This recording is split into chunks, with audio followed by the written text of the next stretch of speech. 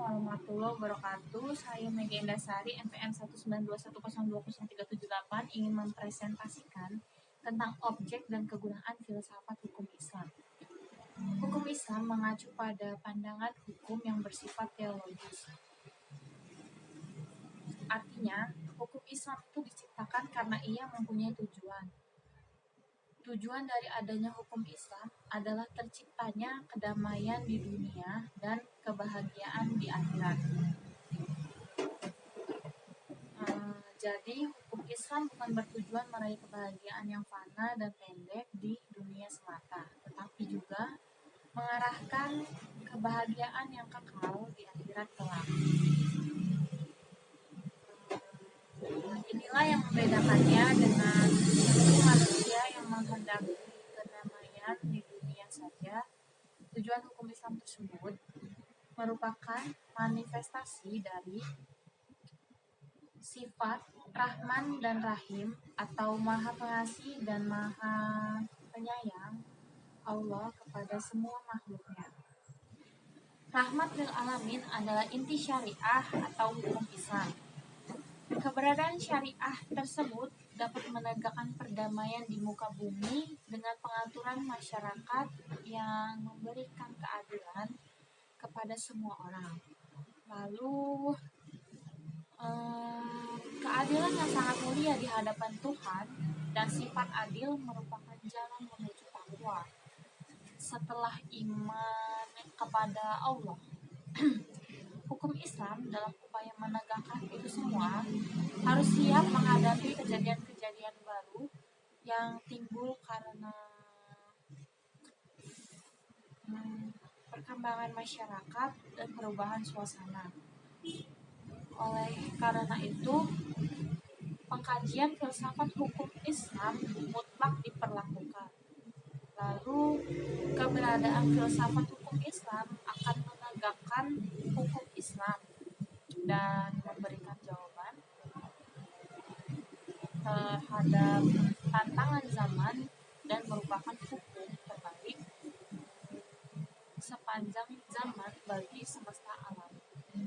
Sebagaimana dikemukakan sebelum, setidaknya ada 5 sistem hukum yang hidup dan berkembang di dunia, yaitu yang pertama common law yang juga dikenal dengan Anglo-Saxon.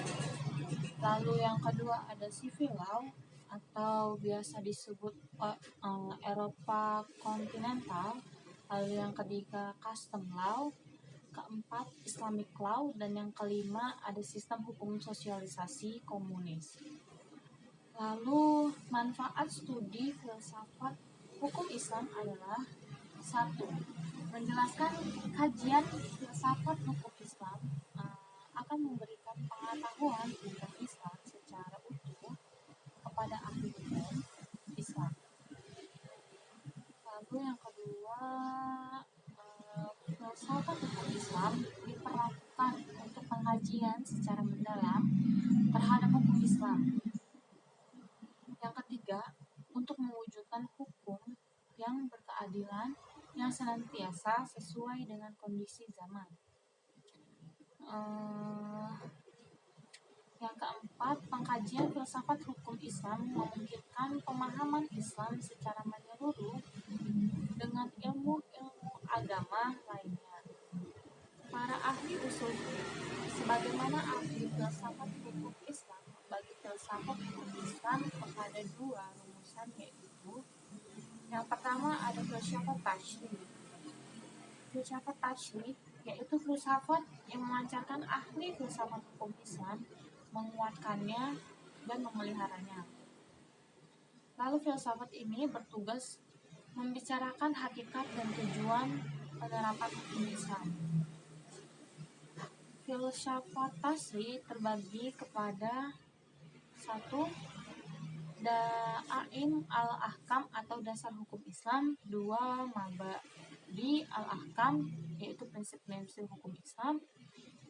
3. Usul al-ahkam atau pokok-pokok hukum Islam atau mashadir al-ahkam atau sumber-sumber hukum Islam. 4. Ada muqasid al-ahkam atau tujuan-tujuan hukum Islam. Yang kelima ada Qawaid al-Ahkam atau kaidah-kaidah hukum Islam. Yang kedua ada filsafat syariah, yaitu filsafat yang diungkapkan dari materi-materi hukum Islam seperti ibadah, muamalah, zinayah, ukubah, dan sebagainya. Filsafat ini bertugas membicarakan hakikat dan rahasia hukum Islam. Termasuk dalam pengembangan filsafat syariah adalah satu, asrar al-ahkam atau rahasia-rahasia hukum Islam. Yang kedua, hasais al-hakam atau ciri-ciri hukum Islam. Yang ketiga, mahasin al-ahkam atau keutamaan hukum Islam. Yang keempat, tawabi al-ahkam atau karakteristik hukum Islam. Itu aja yang bisa saya sampaikan, lebih kurangnya saya mohon ampun. Kepada Allah saya mohon maaf. Wabillahi taufiq wal hidayah. Wassalamualaikum warahmatullahi wabarakatuh.